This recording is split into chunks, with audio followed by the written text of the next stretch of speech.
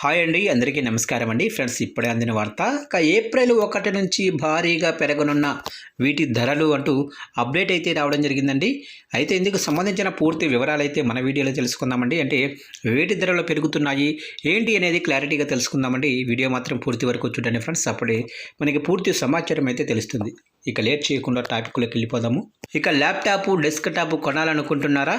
అలాంటి ప్లాన్ ఏదైనా ఉందా? ఉంటే వీలైనంత త్వరగా కొనటం బెటర్. ఎందుకంటే వీటి ధరలు భారీగా పెరగనున్నాయి.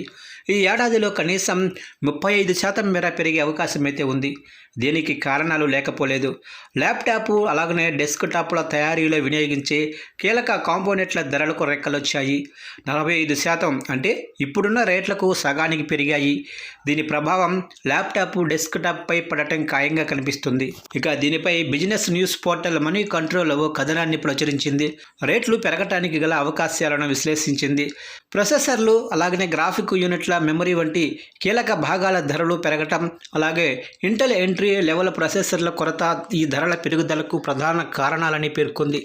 దీనివల్ల పర్సనల్ కంప్యూటర్ల ధరలు 35% వరకు పెరగొచ్చు. ఇది ప్రధానంగా DDR ర్యామ్ ధరలు గణనీయంగా పెరగటం, ఎంట్రీ లెవెల్ ఇంటెల్ ప్రొసెసర్ల లభ్యత పరిమితం కావటమే.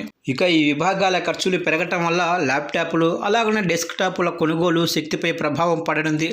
పర్సనల్ కంప్యూటర్ ధరలపై మెమరీ కాంపోనెంట్ల ఒత్తిడి అధికంగా ఉంటుందని మనీ కంట్రోల్ పేర్కొంది. ఇటీవల నెలలో DDR ర్యామ్ ధరలు విపరీతంగా పెరగటం వల్ల పరికరాల తయారీదారులు తమ ఉత్పత్తి ఖర్చులను పెంచాయి. తయారీదారులు ఈ అధిక ఖర్చులను వినియోగదారులకు బదిలీ చేసే అవకాశం అయితే ఉంది. ఇది ఎంట్రీ లెవెల్, మిడిల్ రేంజ్ పరికరాలపై ధరల పెరుగుదలకు దారితీస్తుంది.